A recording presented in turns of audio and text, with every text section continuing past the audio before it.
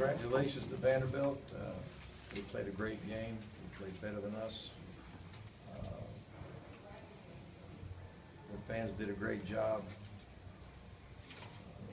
Had a backup quarterback come in a tough situation and play very well. The defense was outstanding. Just got beat by a good team.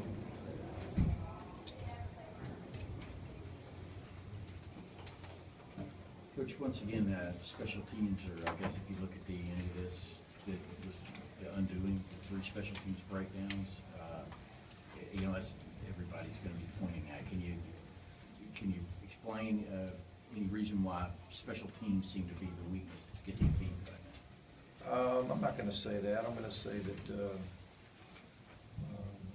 we certainly made mistakes on special teams, but it's a team game. Offense has a responsibility, defense has a responsibility, special teams have their responsibility as well. So we win as a team, we lose as a team. Mark, what was your view on the targeting call, the one on Richt and its implication in the game? Well, I promised myself I wouldn't say anything horrendous about the officiating today, so I'm not going to do that. At the target, though, change the way defensive players are able to play the game. Well, you gotta hit. You can't hit a guy above the shoulders. I mean, we all know that it's a rule, and you got to be wise enough not to do that. Mark, on the long completion to get the game by Vandy, what you're also upset with the official about something? I promised myself I wouldn't say anything horrendous about the officiating in the game. Has the targeting rule changed the way Georgia Bulldogs play football? Well, we've been working on, we work on drills, to make sure we're not hitting above the shoulder. We're making our guys very conscious of that. But the game's being played real fast, and it's offensive players. They tend to, they may catch the ball at a certain height, and then by the time you get to them, they go a little lower. They drop their heads some. So it's very difficult. It's very difficult to know exactly, where the guy's going to be by the time you strike him. So it's hard for defenders to really do it within the rules, even if they have the right spirit about it, which I know our guys do. Then on the other hand, if you get to coaching that you have to go low, then you're putting the offensive player at risk as well. I mean, I don't think the defender who tackled Keith Marshall was trying to hurt him at all. I think he was trying to make a good, clean tackle, and it was a good, clean tackle. But when you go low on a guy, if you're concerned about going too high, then you may get an ACL out of the thing. So it's just a tough rule for the officials too. It's tough for everybody. Mark, some of the special teams, catastrophes that you guys had earlier in the year, you said that you guys were able to survive and win those games. Right. Do you think those kind of things would catch up to you if they kept going? Oh yeah. Anytime you turn it over or make some type of mistake like that, you would expect that it would cost you. Mark, a few weeks ago after you guys beat LSU, everybody was on top of the world. Kind of hard to grasp what's happened since then. Yeah. Well, it's a very tough football game. The game of football is a tough game. It's a very physical game. Guys get banged up, and then you got to go figure out how to go play football the next game, the next down, and all that kind of thing. But a lot of teams are going through that. It seems like maybe more this year than I could ever remember. Just you hear about guys that are not able to play. So when that happens, your margin for error is even smaller. You gotta play better. You gotta play smarter. And yeah, I mean, we're going through it right now in a tough way, but we've got a good group of guys. We got a good group of coaches. We're gonna stick together. Mark, is there any update on Harvey Clemens and I guess Conley? I don't know what's up with Josh. He just was out for the rest of the game. Chris needed help getting off the field at the end of the game, so that's never a good sign. I just don't know. Did it look like Chris's ankle? think that's what happened. I think it was an ankle sprain. I don't know how serious it was. On Brendan Douglas' fumble there, I mean, is that just a case of trying to get extra yards, or he just didn't control the ball? Well, you know, I mean, certainly when a guy's trying to get extra yards, the longer you're trying to grind your feet, the more susceptible you are of the ball coming out. But he's got good habits. He's got good habits. I'm sure they did a good job of knocking it out. And, you know, every once in a while the ball gets knocked out. But you know, as a young back, he'll learn to do even a better job of securing the football. Coach, at the beginning of the season, everybody's talking about Georgia was 5 yards away from the national championship. Consider what all y'all have been through these last 7 games. What you kind of talk to the team about? Well, the main thing I talked about is that it's a tough game. It's a physical game, and it's a game where when you're winning, everybody wants to say how good things are going, like you said, and then when you start losing, everybody's going to have an opinion on that too. And the thing I just wanted to make sure that everybody understood that in Georgia we stick together.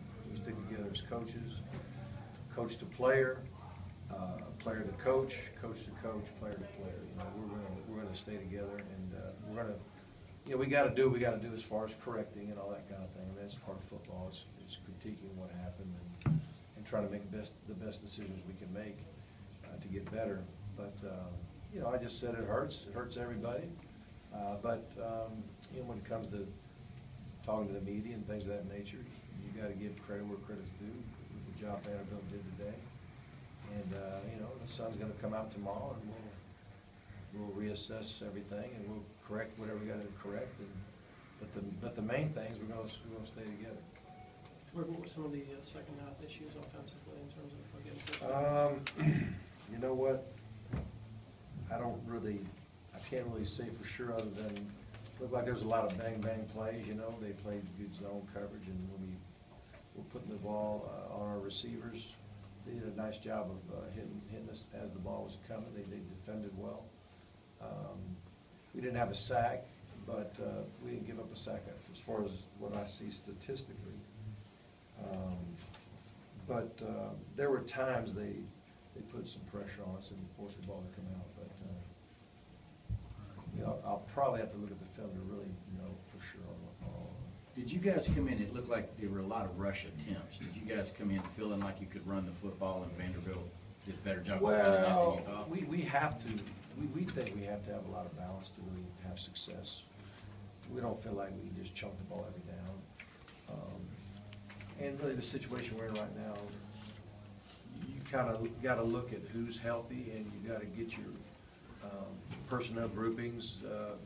Try to use the ones that have the best chance of success, and I think everybody felt like we'd have to share the load, run and pass, to really be successful. I didn't think we could really count on one to be a dominating part of it. I think our balance has been part of our success. We try to keep it that way. Coach, it didn't look like Rump got any time today. I was just wondering, what was the plan with him? You know what? I don't know if he got in or not, and I'll have to ask Coach Ball about it. Coach, did you change anything in your defense when Pat Robinette came in after the injury? No, we ran the same calls. But he did a nice job. He stood in there and made some plays and didn't make any foolish throws, and secured the ball well when he ran it. Thought the guy played well. Where do you go from here? Obviously, it's an off week. Sometimes you hate to do an off week in these situations. But Yeah, we probably need an off week about now. I think we do. Hopefully, it'll give some guys a little more time to get healthy, and it'll also give us some time to assess where we are and where we're going, where we want to go, and how we're going to get there. Coach, a lot of people don't realize how good Gurley and Marshall are at pass blocking. And with them being out, has that really had to change kind of how you call plays? Not really. We think our young backs pass protect pretty good. I think they're pretty serious about it. Now, we've always run a lot of 5-out concepts where we'll get all the eligible receivers out, including our backs, so that's not that uncommon. But I think our guys overall pass protect pretty good. Mark, is your sense that 15-yard, also not talking about specifically about that, but on the coaching community, and do you think next year that will be a deal where it's not marked off once it's Yeah. returned? I think the issue with that is that there's never been a judgment call that's been reviewable on a penalty. Is it pass interference, is it not, is it this, is it that? And I think it would bog down the game, and I think everybody felt like it would bog down the game. And when you put this review on allowing a guy to come back in after he's ejected, I think they're really concerned about now all of a sudden you're going to have a judgment call on a penalty reviewed, if you would do that. And I think that's why, you know, the Rules Committee chose not to do that, but I'm sure a lot of people would say if you're reviewing it, why don't you go ahead and change the penalty if it was called incorrectly. And maybe you could just have it in that one case. We're talking about a safety rule. That might make sense. But I can understand why they didn't want to do it, because they didn't want to open up Pandora's box on that. Because if you review that, then, well, why don't you review pass interference? Why don't you review, you know, all kinds of stuff like that? It would take too much time. So, but since you're reviewing it anyway, it might be one that they might make an exception for in the future. Coach, it seems like you guys were intentionally really physical with Jordan Matthews, really all game. Can you talk about that? Well, I mean, he's a good player. A lot of the things they do with him is throw a lot of quick screens out there, and you got to get him on the ground. You got to fight hard against the guys that are blocking for him, and then rally to the ball. You got inside linebackers, down linemen. You got safeties coming to try to corral him and keep him from getting a big play. And like I said, overall, I mean, for 11 catches to get 89, I thought we did a pretty good job. You know, the yards per catch, and I don't know how many of those catches. I don't know how many of those catches were the quick screens out there, but it's hard to stop that from being a completion. Although Shaq, when you got him one, which was a big play. It was really impressive what Shaq did on the touchdown.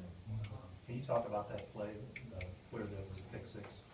Yeah, I mean, if you read it quick enough and you see it coming, normally you want to get in position to make the tackle, but if you get a good enough jump on it, go get it. And Shaq is an extremely quick guy. That's the one thing we saw in his high school film, how quickly he can change direction and go from 0 to full speed. And he saw it coming and broke in front of it. And you still got to catch it when you get there. I mean, how many times you see guys get there and the ball gets hits the ground because they don't catch it, but he snatched it and took it to the house. Huge momentum play for us at the time. Did you know that play was coming? Well, you know, I don't know why he got such a good jump on it. I don't know if he just saw the QB turning that way, getting ready to throw it, or if it was a formation that clued him that it might be that type of play. But they run so many of them, it's not that shocking that they're going to throw it out. Time for one more, anybody? Aaron Murray held to 114 yards and no touchdowns. Does that speak a testament to the Vanderbilt pass defense? Oh, yeah, they did a great job. Vanderbilt did a super job defending the pass and the run. I mean, we have 220-some yards. I mean, that hadn't had a run here a long time, so they did a super job on defense. Can you identify what they did differently? Not differently. They tackled well. They kept everything in front of them. Didn't give up a big play. And like I said, they tackled very well.